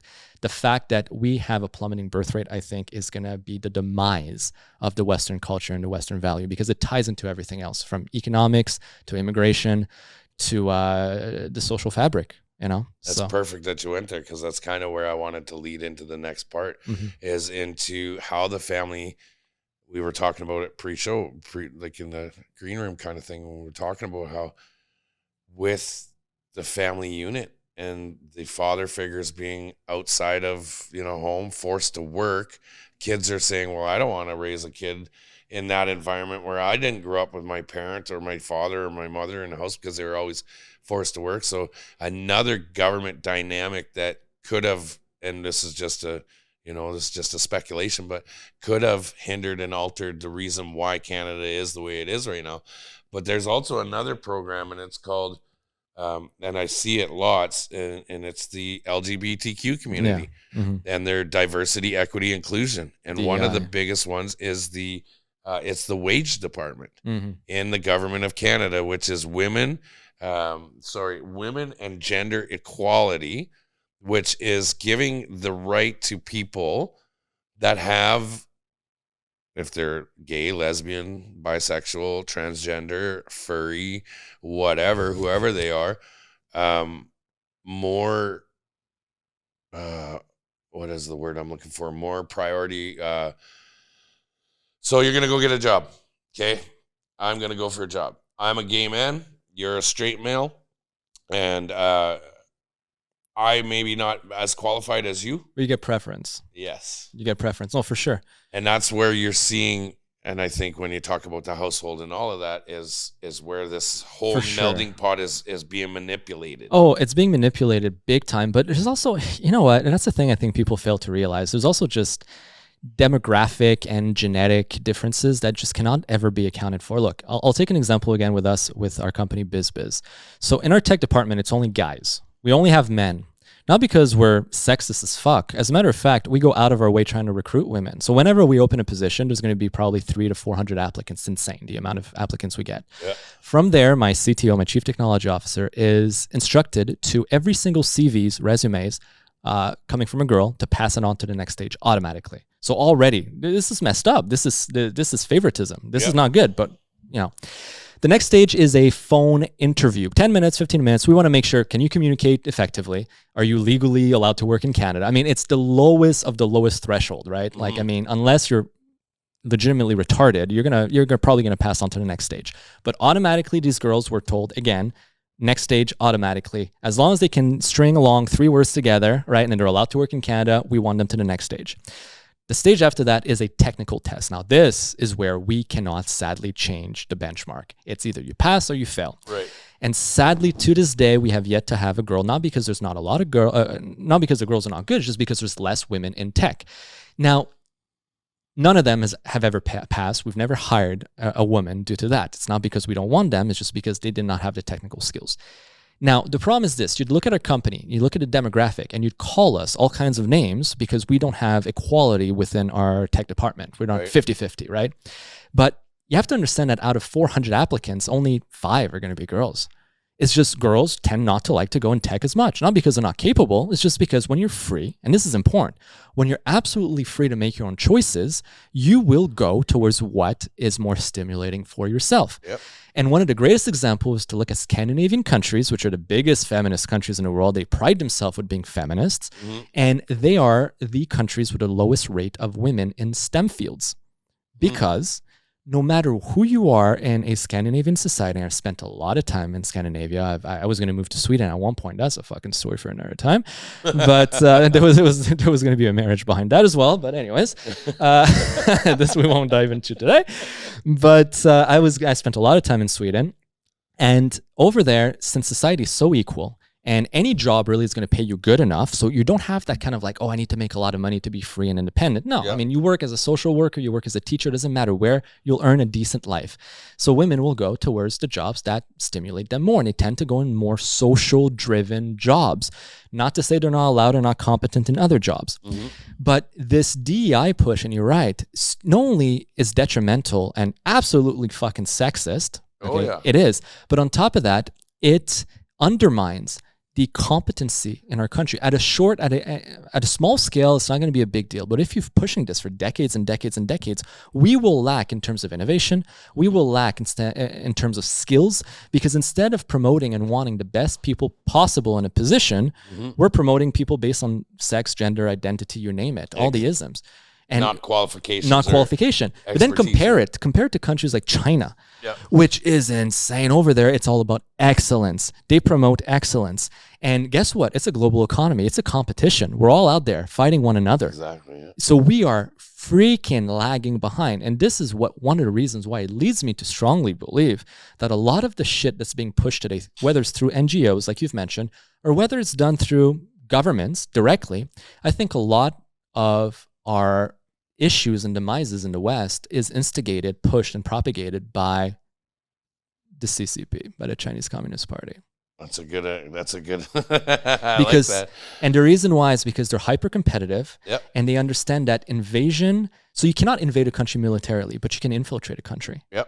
And the fact that we're democratic countries, we have democracies, it's a strength in some ways, but it's also a huge weakness, because a democracy can be co-opted. Legally, lawfully. You can run people that can become eventually citizens, who can eventually run for office. I mean, it's no secret. I mean, we saw in the last election with, what was it? Was it Chang, something like that? That was... Zhou Te. Yeah, that something like this. Was targeted by Chang, There you go, right? And I mean, there's a real joke within the Conservative... Chang? Yeah, and there's a real joke within the Conservative Party of Canada, and this I don't care about saying, but there's a member. I honestly don't remember his name, but he's a well-known member. And this guy, you're at a fundraiser with him, right? And go talk to him and mention anything anything about Taiwan. And his reaction is like, what do you mean Taiwan? There's only one China. You know what I mean? Like, it comes out.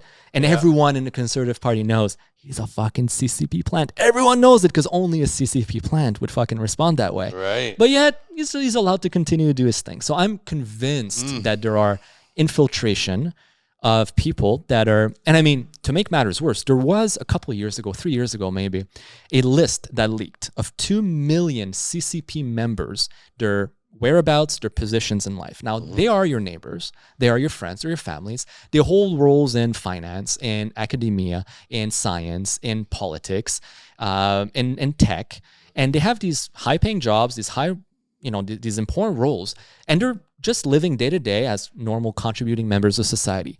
But ultimately, their allegiance is to the Chinese Communist Party, the CCP. So if you have 2 million of them over the world, and I'm sure there's plenty more because it's only a subsect that leaked, then it makes you realize a lot of decisions that were taken, and we've seen it with Harvard. There was a professor, I believe, that was arrested for leaking secrets to... 2 of his understudies were spies. There you go. Yeah. So, I mean... And he was a biology professor, and he had his hands in the whole Wuhan, China. Yeah. You know, people think like, spies and infiltration, it's like James Bond shit. And sure, there's some of it that's like that. Sure, granted. But for the most part, it's just regular folks that are shipped sometimes generations ago, and it's just they're brought up, like your parents will be there only to raise you and to train you. It could be that way. Yep. And you just live a normal life. You don't even know it. They become a normal member of society. Yep. But ultimately, little things here, little things there, little string pulling here, little manipulation there, and it serves the benefit of a foreign nation. Well, the Chinese were the ones who wrote The Art of War. Yeah, Sun Tzu. Sun Tzu, yes. First book I've ever read, actually. It's a good one. It's a great book. I love it, and that's one of the key ones I do. Hey, my enemy of my enemy is my friend. Absolutely. And that's where we see it. Like, well, I see this program within the government, and this is where I was going. We kind of bounced around that, but the women and gender inclusivity, the budget for this thing is insane. And what they are doing, and for those who don't know it, what's going on is you will get priority if you're lesbian, gay, straight, or sorry, not straight, bi, and you are of lesser qualifications for the job, because the benefits and the kickbacks that the government is giving to these companies in a financially unstable market like we are right now, where every company out there is trying to, keep profit as much as they can to stay sustained. But they're allowing these, and I'm not necessarily saying they're underqualified all the time, but a lot of them are underqualified. Mm-hmm. And when they do get in there, they end up hindering your business. But all the business owners are thinking about is profit, profit, profit. We need to make money. We can't just be working to pay wages. So the government has put in all these initiatives. They've also done it with the foreign workers. Oh, I can attest to that. You've experienced with the foreign worker Absolutely. policies? So these are all under the same. And like, I'm looking here, 333, just in the 2024 to 25, $333.8 million of the budget for an estimated year-round budget so far. And where is it? I think it's $7.1 billion over the last 5 years to allow programs to pay businesses to bring in the lower class of worker, because you need to be equitable and inclusive and diversified. And again, I've lived it firsthand. We've hired here in Quebec. There's a program called Prime. Beautiful program. So it's for it's for minorities, for immigrants mostly, right? And this cracks me up. Again, me and my CTO, we used to laugh about this. So they need a potential employee that's needs to be prime qualified. They have to report to a Quebec labor office. And we've always joked, being like, what do? Do they like compare like a color chart next to the skin, being like, okay, you qualify, you don't? But once you have your prime qualification, you give that to your employer during your interview. And you say, look, I qualify for the prime program. The government will pay 50% of your salary for X amount of time. I don't remember how long. I mean, listen, I've hired guys specifically for that reason. Yeah. And guess what? That's fucked up. That's not okay. Now, I benefit from it, so I did it. guilty as charged. Oh, and hundreds of businesses are doing that because it's hard to stay afloat. And that's the thing. So in business, there's always that two sides. There's I'm the CEO of a company, and I have a fiduciary duty to my shareholders and to my investors. And then I have the citizen, the concerned tax-paying citizen. And oftentimes they're they're fucking at odds, man. Yeah. I mean, like in Quebec, we have so many subsidies for programs. And I'm like, this is such a waste of money because companies abuse it. They abuse it. Believe me, they abuse it. Yeah. I love it, but I hate it. But I love it, but I hate it. Ultimately, I think free market capitalism should be running the show. It should not be. Governments should get their hands out of this and socialism. Oh yeah, well that's all it is. It turns into that, right? It's control, control, control. And the fact that again we're promoting the first order of the first criteria for any job, for any position, whether it's in academia or whether it's in the labor market, should be: do you have the qualifications? Period. Yep. I honestly don't give a fuck. Like the cabinet, I know with Trudeau the first time in 2015, we're going to have a 50-50 cabinet. Look, I'll tell you right now, I don't care if it's 100% women. I don't care. Yeah, as long as they're qualified. If they're the best people for the job, I don't care. I don't give a fuck. I don't care if you're gay, lesbian, a tranny, black, white. I just want the best damn motherfucker in position because guess what? If they're good, I'm good. If the country's doing good, we're all doing good. Exactly. I'm happy with that's what I want. Yeah. But that should always be merit should be number one. And the fact that to this day there are people that are against merit-based society, I don't get it. It's like what? It's no, but they'll come up with the whole like it's not about equality, it's about equity. Equity. Yes, sir. I'm like, no, it's about you being a fucking loser. Yeah. like, that's all it is. Oh, and let's see. We've been implementing these kind of policies. We've been allowing these policies to take place in Canada since, and I call them fancy socks, got in there. And I don't know about you guys, but how's Canada doing for the last 9.5 years? Our GDP is one of the lowest in the world. Our quality of living and life in Canada is below expectations of a G7 country. Oh, yeah. And I'm not saying, and please, I'm not saying this as a misogynist or, whatever you're going to label me in this topic, but when you see these kind of programs in place and businesses acting within this realm of these programs because the businesses are already creating, there's a problem. I'm a firm believer in system cause and analysis techniques, which is finding the root cause of a problem and again eradicating that problem so that you can benefit your company.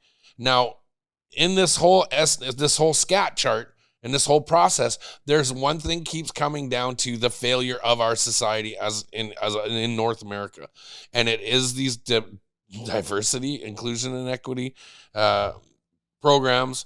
It is these LGBTQ programs to benefit these people who are marginalized society members, and you're getting not the best quality of workers or producers. And it's important to mention this, okay? And here we are 9.5 years later going through a dumpster fire. Absolutely. And I think also it's just so for the audience here to understand, look, personally, I'm more of a libertarian. I'm a whole kind of like live and let live kind of guy, right? Mm-hmm. I think they should have equal rights to us. That's not the issue. I just don't think they should be a priority above other people. That's right. I don't think that your identity should ever be a factor in any decision in society, as a matter of fact. It should never be a question on a job interview, on a government website, on a fucking, like, even medical chart. In the U.S., it's kind of funny. It's weird because in the U.S., they'll ask you your race, and then you'll ask you're Hispanic, non-Hispanic. They'll ask you so many freaking questions. We're not even that bad in Canada compared to that, but still, fuck your identity. Who are you as an individual? That's all that matters. And this kind of ties as well with the Constitution we mentioned initially, is that what is the most endangered and marginalized group of people in the world? Are you going to go there? Are you going to go there? Do you know what I'm going to say? Yeah, I know what you're going to say. Yeah? What am I going to say? What am I going to say? I'm scared to say it, but I'll say it. Say it. White man. Oh, okay. Well, I was going to say the individual. Oh. Just the individual. Okay. The individual is is the single most attacked group of person. The individual, you mean the person that doesn't belong to a certain demographic or a certain group of people? No, just anyone. The person that stands alone. Just someone standing in your own right. Because nowadays, you need to belong to a group. You need to belong to a constitution is there to protect the individual. Everyone has the equal amounts of rights. Now, mind you, if you want to go to the white replacement and whatnot, you know what? Again, like you look at facts and data. Fuck yeah, white people are a minority in the world. Yeah. I mean, one out of four person is Indian or Chinese. Not an issue. Good for them. Their fucking birth rate is through the roof. And that's a great way to assert dominance over the world. And when I bring those topics up, I get called like, "Oh, you're all about the white replacement theory." I'm like, "No, statistically proven. It's shown. Well, it ain't anything. It ain't a fucking theory. It's proven." Well, I mean, look, look at what's going on. Again, it's kind of messed up, right? Because you look at there's a shift in demographics. You can observe data and realize there's a shift in demographics. Now, whether that's good or bad, that's where there could be debate. But to say that there is a replacement of Western culture and Western ideologies and Western identity, well, I mean, that's black on white. That's obvious. You can walk right outside the door here right now and see that difference. Well, I mean, okay, I try to stay away from Toronto. I fucking hate Toronto. It's my most hated city in the entire world, and I'm very vocal about that. I lived in Toronto back in the days. Dated a girl there, and that was a fucking stupidest mistake. Intense. I was just there a couple months ago. I was like, wow. And I had to sadly connect through Toronto a couple of years ago on a flight back from Europe, and I was in the SkyTrain between two terminals, and in my little wagon, my little car, there were 13 people. I was the only white guy in there. Unbelievable. And I remember, and I was living in Toronto in 2012, I think 2013, whatever. I know a little bit before. I don't even remember, but I used to take the TTC, right, the bus and the metro and shit. And honestly, sometimes I was the only white guy in the bus. I'm like, this is interesting. That was then. And that's based on the immigration policies that we brought in. Sure. And let's just say it, guys. Trudeau did talk about old stock Canadians are a thing of the past, and he is going to get rid of that cultural Canadian heritage of who we are. But that's okay. So that's a question I have for you, okay? Because this is the one question I ask people when I travel the world, because it blows my mind how little people are capable of answering that. And I even myself can't answer. And it's probably the only point where I would even say I'm happy to be from Quebec, is because at least we have a bit of that. And can you define what a Canadian is? What's a Canadian to you? Canadian to me? Yeah. Well, for me, as a hard worker, loving, peaceful person with very ethical and moral values to the home, to the family unit. We are hunters. We are lovers of the environment. We are patriotic. We are proud, inclusive even people that we want to help everybody around the world. See, that's a pretty good answer. That's a great answer. I've gone around the world and asked people, what's a Canadian for you? What's Canada? What's culture in Canada for you? Normally they'll say maple syrup, which is funny. Sorry, guys, but maple syrup is from Quebec. 80% of the production is from here. So the maple syrup mafia. That's the cartel is a real thing. That's a real thing. That's a very real thing. So okay, maple syrup. Hockey, sure. Well, we used to be good at hockey, not so much anymore, by the way. So, I don't know. We still are, but all our players went south to go play for the States teams. Exactly, right. And and that's about it. That's all people abroad can say. When I ask people in Canada, the number one answer they tell me, and this fucking pisses me off, it's, well, we're not American.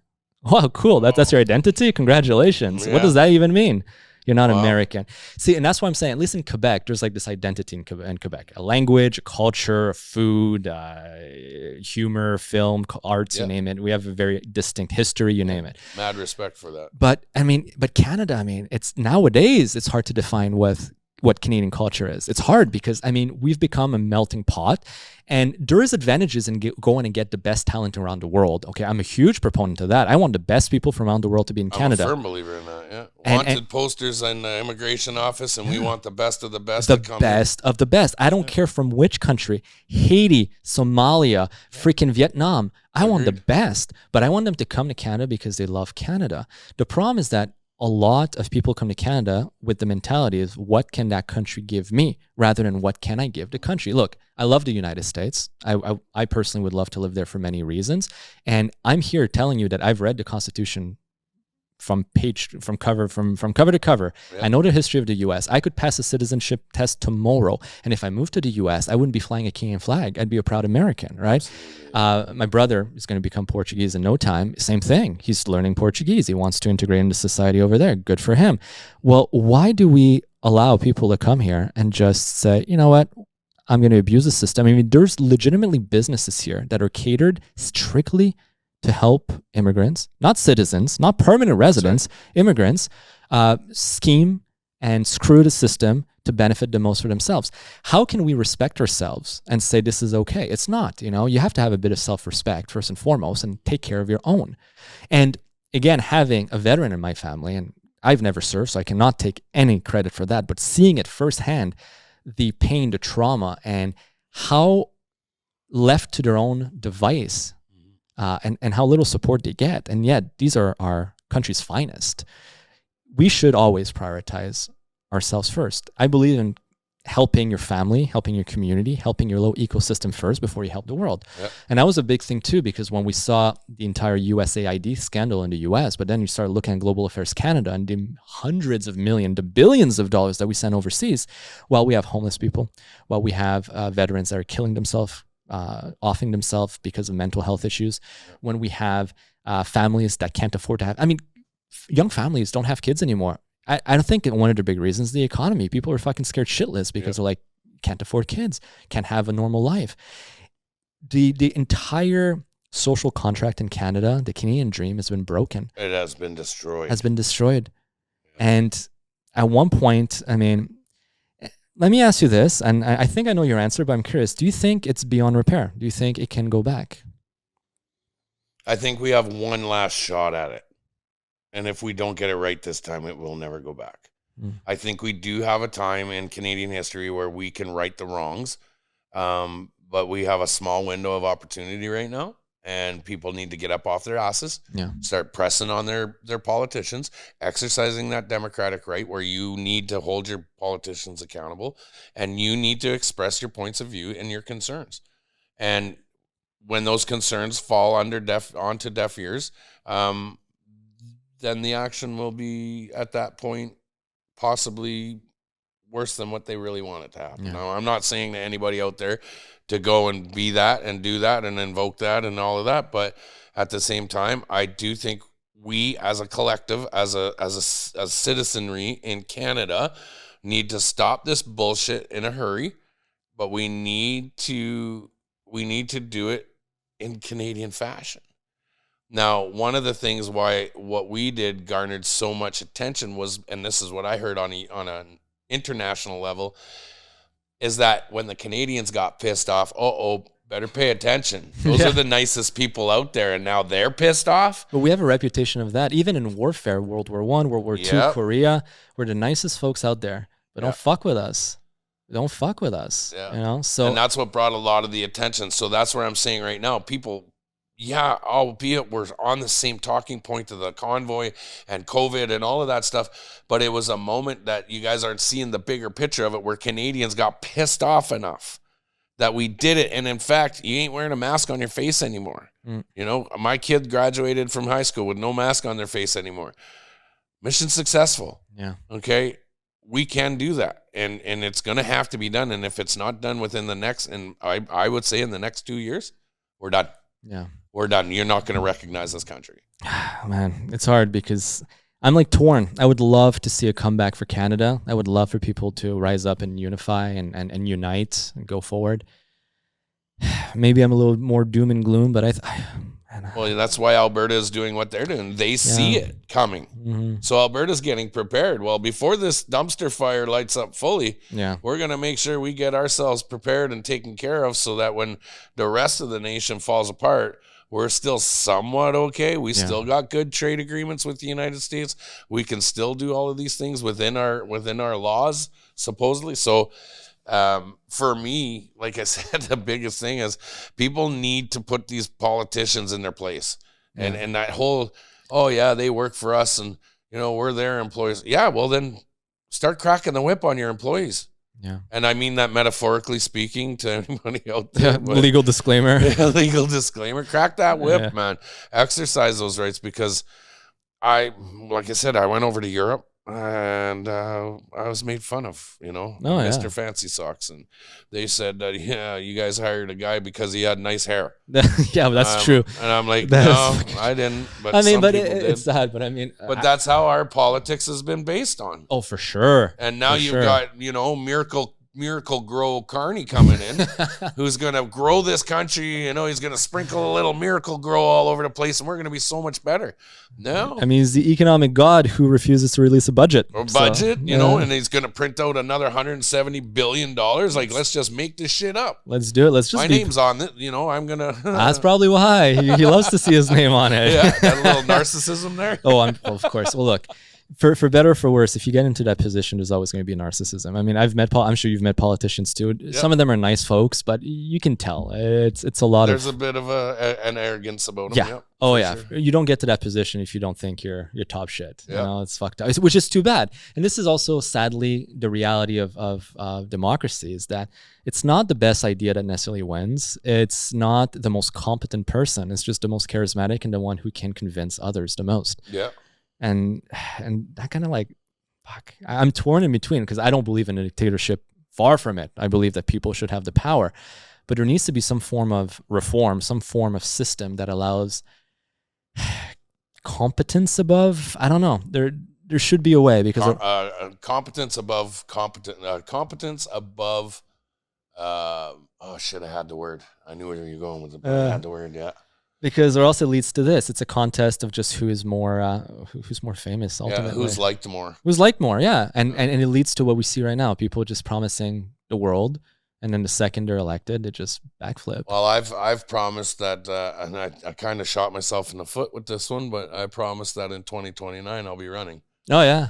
Yeah, I'll run for politics, I think, because if we don't make a big difference now, or if this stuff doesn't fall apart now, somebody like myself needs to get in there and shake up the norm that they have in there. Now, I don't think I'll be very successful in an individual level, but on a group level, if there are the right politicians that are in there, like let's say they are, yeah, then I have no problems let's get to work.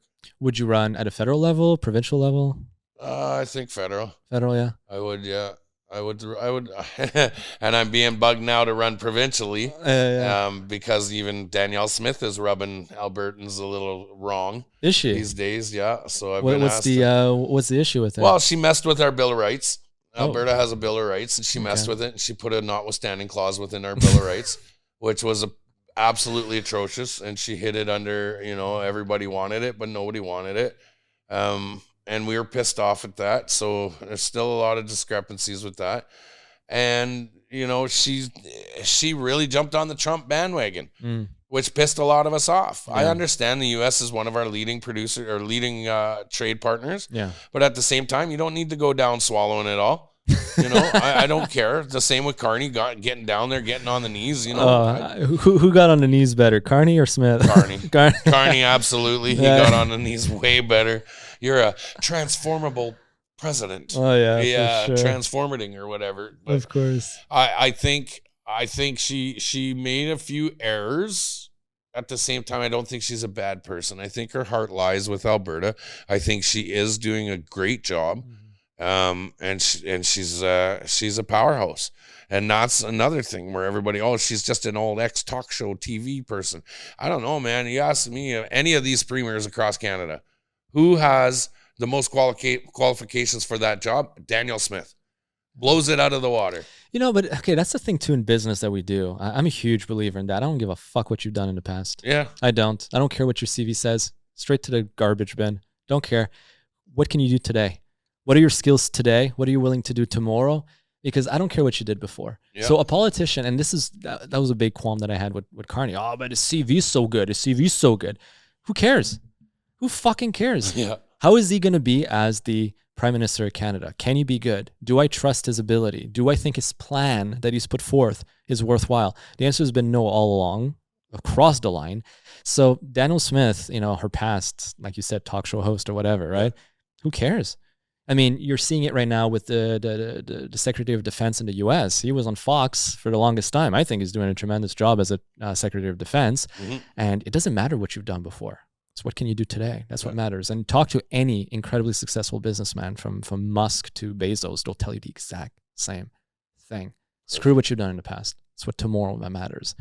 So, yeah, man. Well, speaking of that, screw the past that's happened to you. Run for office and 100%, right? You know, and like, that's exactly where we're at with that. And I see, because they say if it's not going to change, be the change. yeah. Right? Why not? And be the change you want to see in this world. Mm-hmm. I'm not saying I'm going to come in and have the best party platform or whatever, but somebody's got to shake this mess up. But would you start your own party? Would you join one of the big 3, big 4 parties? If I join one of the big 3 parties, I'll never get in. Oh, yeah, you're gonna get cucked, eh? Yeah, They're gonna cuck you right up. Yeah, No. I won't even make it to first skate. I'll be like, "Oh, King's coming into the arena." Yeah, no, sorry. Can you get him out? Okay, fair.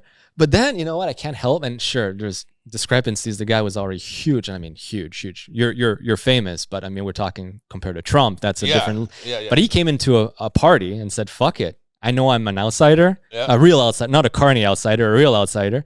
I know that, you know, everyone hates me. Fuck it. I'm still gonna run to be the leader of that party." Yeah. So, I mean, why don't you run for one of the, probably not the liberals, I would say, but why not try to, I don't know what the process is. I don't know if there's like primaries or if there's whatever here for a party position and just a riding. But I mean, hey, that could be one hell of a challenge. Just come in and say, no, screw that. Screw all the preconceived notions. Screw that you have to be an insider. Screw that you have to know the right people. I want to represent the people of this riding. I'm going to do it. Yeah, I'd absolutely be all for that. My thing is somebody needs to shake the sugar tree and sprinkle a little sugar on it. Yeah. But I appreciate it, Elliot. You're a friggin' phenomenal guy, man. And listening to, watching your stuff, ladies and gentlemen, you got to get into following Elliot on Instagram and all your other platforms. Give another shout out to the guys. All right. So my personal page is HRH_Elliot. My name is Elliot Daigneault. You can just scan that. And then, of course, I'm a co-host of the Right Call podcast. This is the one place where we talk about Canadian politics, issues, the economy, and also a little bit of world issues. So me and my co-host, Curtis. So give us a follow. Check us out. And Pat, thank you so much for having me. Absolutely, man. Thanks for showing up, man. I really appreciate it. It's doing great to get around the circle and networking between all you guys and everybody here in Quebec. So I appreciate everything, and I want to have you back on again when things get maybe a little bit more dicier. We'll definitely spill the beans on all of this. Always appreciate the invite. I will come back any day. Thanks, man. Much appreciated. Guys, that's it. The Pat King Show. Excellent guest once again, Elliot Daigneault, and we'll see you in the next one.